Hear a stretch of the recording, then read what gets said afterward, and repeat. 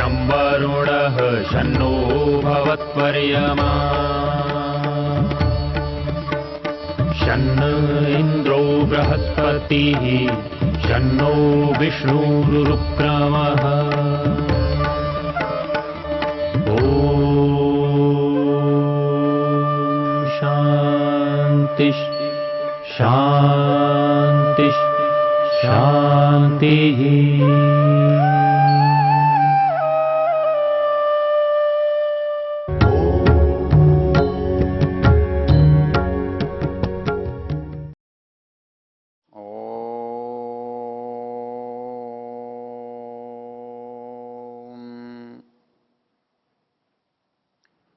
हम इस वेद ज्ञान की चर्चा में ऋग्वेद के 10वें मंडल के 34वें सूक्त पर चर्चा कर रहे हैं। इस सूक्त का प्रसिद्ध नाम अक्ष सूक्त है और इसका ऋषि ऐलूष है और इसका देवता अक्षकितो निंदा है। अर्थात जब आदमी किसी बुराई को करता है तो किस उत्साह से, किस लाभ की भावना से, क्या सोचकर करता है, ये बात पहले मंत्रों में हमने देखी। अब इसके उत्तरार्ध में जब कोई व्यक्ति किसी काम को कर चुकता है, उसके बाद उसकी जो मनस्थिति है, उसकी परिस्थिति है, उसका जो वातावरण है वो कैसा बनता है, ये बात इन मंत्रों में दिखाई गई है। हमने गत मंत्रों में देखा और अगले मंत्र में भी इसी तरह की चर्चा हमें दिखाई देगी। मंत्र है स्त्रियं दृष्ट्वाय कितवं तताप अन्येषां जायां सुकृतं च योनिं पूर्वाह्ने अश्वान् यूजे ही बभ्रून् सो अग्नेरंत वृषलः पपाद। इस मंत्र की जो पहली पंक्ति है वो तो बहुत सरल है और प्रसिद्ध शब्दों को हम अर्थ के अनुसार देख सकते हैं। स्त्रियं दृष्ट्वाय कितवं तताप अन्येषां जायां सुकृतं च योनिम्। किंतु इसका जो उत्तरार्ध है, पूर्वाह्ने अश्वान् युयुजे हि बभ्रून् सो अग्नेरन्ते वृषलः पपाद, इसका प्रसिद्ध शब्दों से जो अर्थ आता है वो यहाँ पर संगत नहीं होता, ठीक नहीं बैठता। क्योंकि पूर्वाह्ने अश्वान् युयुजे, इसका सामान्य अर्थ तो ये है कि कोई आदमी प्रातःकाल घोड़ों को जोतता है, लगाता है और वो अग्नि के पास बैठा है, अग्नि के पास लेटा है, तो इस मंत्र में ये अर्थ कोई अर्थ बनता नहीं। तो इसका अर्थ ऊपर के पंक्ति से इसकी संगति लगनी चाहिए। तो इसकी संगति लगने के लिए हम इन मंत्रों के जो शब्द हैं उन पर विचार करते हैं। पहला जो मंत्र का चरण या पद है वो कहता है स्त्रियं दृष्ट्वाय कितवं तताप। उसने खेलने के बाद उसके सामने जो परिस्थिति आई, जुआ जब वो हार चुका है तो उसके सामने जो दशा बनी, वो दो परिस्थितियां हैं। एक तो उसकी अपनी दशा है, अपने परिवार की या अपने परिजनों की दशा है, और एक जो उससे भिन्न लोग हैं समाज के, जो उस खेल के बाहर हैं, उनकी दशा है।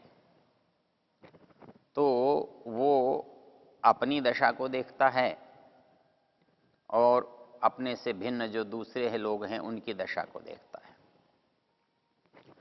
तो वो देखता है कि मेरे कारण से जहाँ मेरा नुकसान हुआ, मेरी हानि हुई, वहीं पर मेरे साथ रहने वाले जो मेरे परिवारजन थे उनकी भी वही हानि, वही दुर्दशा, वही दुख वहाँ पर भी देखता है। तो ये जो स्थिति है वो उसको बड़ा संताप देती है।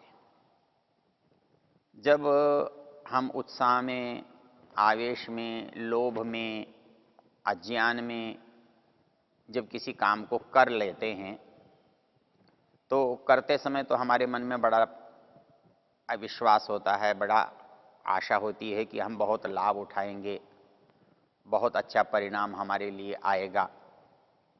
लेकिन जब काम हो जाता है और परिणाम हमारे सामने आता है तो वो हमारे लिए दुख का कारण होता है।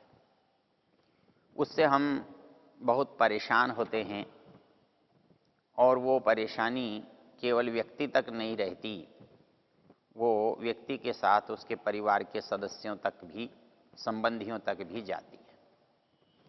तो यहाँ पर वर्णन कर रहा है स्त्रियं दृष्ट्वाय कितवम तताप। जो कितव है, जुआरी है, वो स्त्रियं दृष्ट्वाय तताप, वो अपनी पत्नी को देख करके, पत्नी उपलक्षण है, परिवार की धुरी है, तो पत्नी के साथ सारा परिवार ही इसी तरह का होता है। तो वो कहता है तताप, उसके अंदर संताप हो रहा है। मनुष्य जब सद्बुद्धि में आता है, उसके ऊपर से जो आवेश है, अतिशय उत्साह है, उसका प्रवाह समाप्त हो जाता है, तो उसके अंदर कुछ अनुभव सात्विक भाव को लेकर आ होता है। तब उसे ये लगने लगता है कि मैं तो दुखी हुआ, मैंने तो कष्ट पाया, पर मेरे साथ अकारण ही मेरे साथ रहने वालों को भी दुख होता है। और वो जो दुख होता है या जो दुख हुआ है वो फिर जुआरी के या अपराधी के दुख का कारण बनता है। मनुष्य के अंदर जो संवेदनाएं हैं वो संवेदनाएं दूसरे के दुख से उसको भी दुखी करती हैं। जहाँ जहाँ उसका स्व जुड़ा होता है, जहाँ उसका अपनापन जुड़ा होता है, वहाँ वहाँ उसको उस प्रभाव को देखता है और उस प्रभाव के परिणाम स्वरूप होने वाले कष्टों को देखता है। और उन कष्टों के कारण से मनुष्य अपने अपराध का जो परिणाम है उसके लिए संताप व्यक्त करता है। मनुष्य के साथ एक बड़ी विचित्र बात है, कभी वो दूसरे की प्रेरणा से गलत काम करता है, कभी अपने अंदर के इच्छाओं से गलत काम करता है, कभी वो दूसरों की प्रेरणाओं से अच्छे काम की ओर बढ़ता है, और वो कभी अपने अंदर अच्छे संकल्पों को आने के कारण अच्छे काम की ओर बढ़ता है।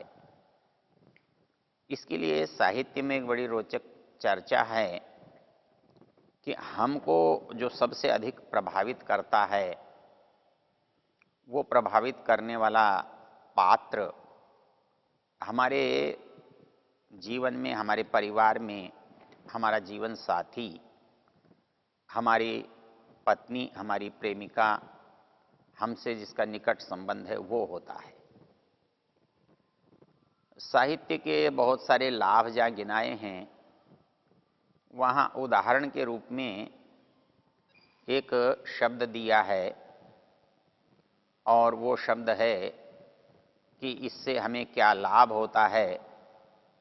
तो कहता है कि जैसे एक नायिका अपने नायक को, एक पत्नी अपने पति को, एक प्रेमिका अपने प्रेमी को जैसे बड़े कोमल शब्दों में किसी मार्ग पर चलने के लिए प्रेरित करती है और प्रेरित ही नहीं करती, ऐसा करने के लिए वो प्रेम से उसे बाध्य भी कर देती है। तो ये जो बाध्यता है, ये बाध्यता हमारे अच्छे या बुरे मार्ग पर चलने का कारण बनती है। हम यदि अच्छे लोग हैं या हमारे साथियों में ये गुण है कि वो अच्छाई की ओर जाना चाहते हैं, तो वो जो बात कहते हैं और जो उदाहरण वो देते हैं, उन उदाहरणों से ये पता लगता है कि मनुष्य को अच्छाई की ओर बढ़ना चाहिए। शास्त्रकार कहते हैं, जैसे कोई कांता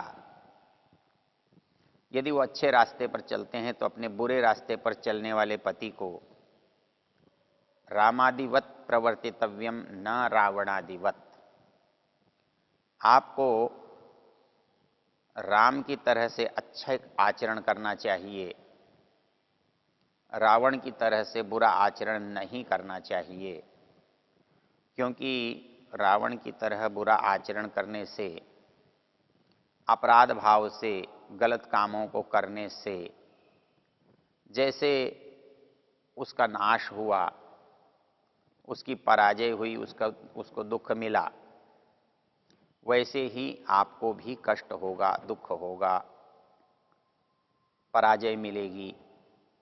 इसलिए रामादिवत प्रवर्तितव्यम, हमारे लिए जो आदर्श हैं, जो अच्छे हैं, उनको सामने रख करके हमें आगे बढ़ना चाहिए, अच्छाई की ओर बढ़ना चाहिए। हमारे मन में जो ये भाव रहता है कि हमें गलत काम करने से बहुत लाभ होता है, ये जो हमारी प्रवृत्ति है, इसको हमारे उदाहरण जो हैं हमें ठीक समझा पाते हैं।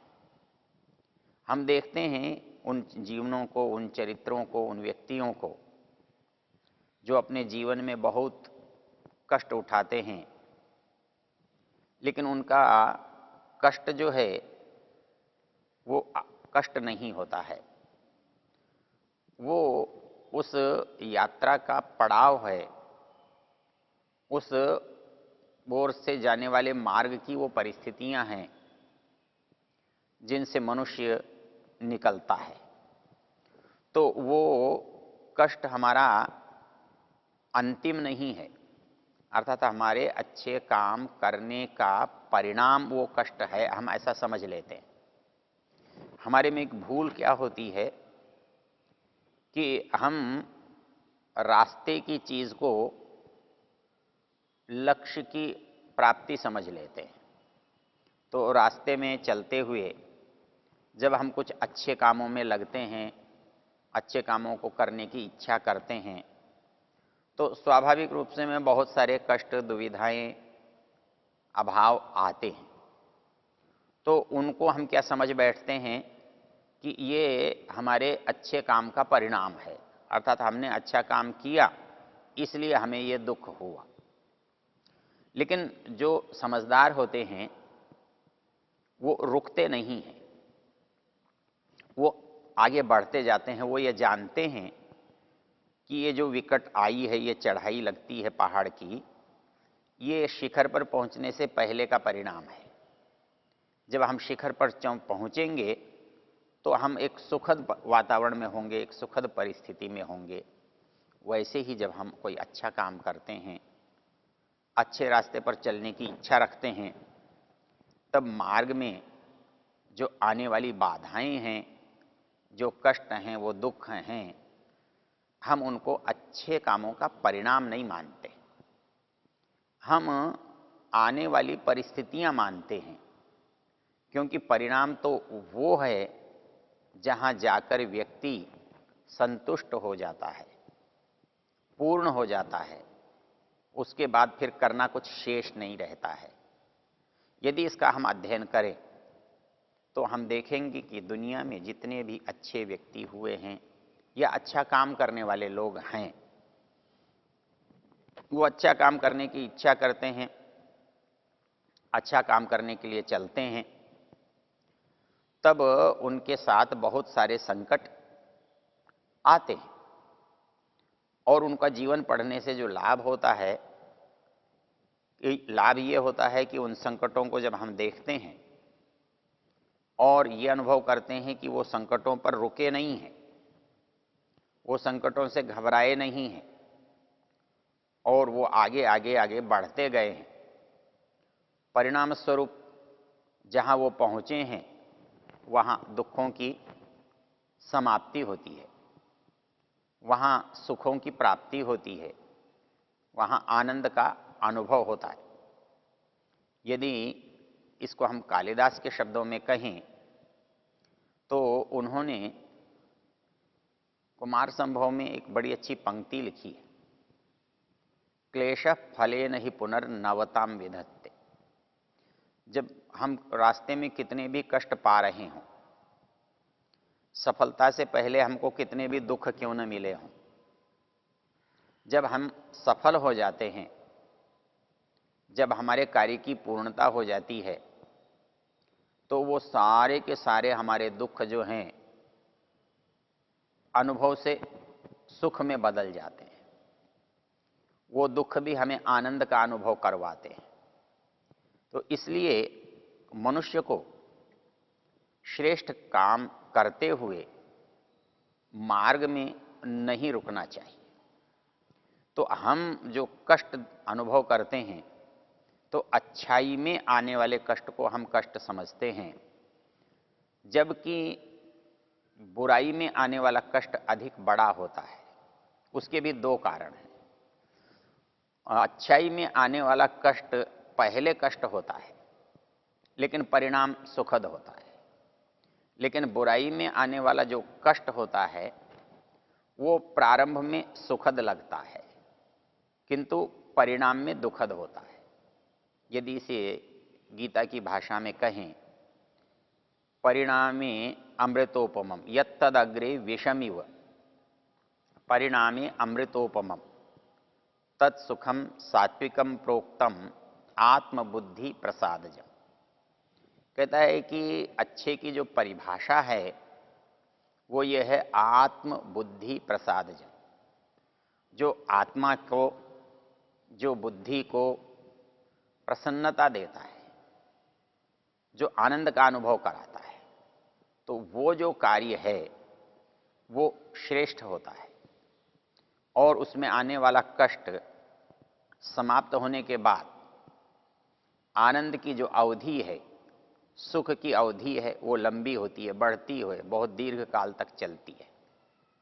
और इसके विपरीत जो बुरे कामों से होने वाला परिणाम है वो प्रारंभ में सुख की कल्पना देता है, कुछ अंशों में सुख जैसा प्रतीत भी हो सकता है, किंतु मूल चीज है कि जब वो परिणाम को प्राप्त होता है तो वो फल होने के कारण से लंबे समय तक हमें प्रभावित करता है और लंबे समय तक हम उस दुख को, उस अशांति को, उस असुविधा को भोगते हैं। तो उसी असुविधा की चर्चा मंत्र की इस पंक्ति में की गई है, क्योंकि यहाँ आकर के मनुष्य को अपनी असुविधाओं का कहीं अंत दिखाई नहीं देता है, कहीं उसकी समाप्ति दिखाई नहीं देती है, इसलिए उसका दुख लगातार बढ़ता जाता है। और इस बढ़ने को इस पंक्ति में चित्रित किया गया है, स्त्रियम दृष्ट्वाय कितवम तताप। कितव जो है अपने परिवार के दुख को देख करके संताप को प्राप्त होता है। ओ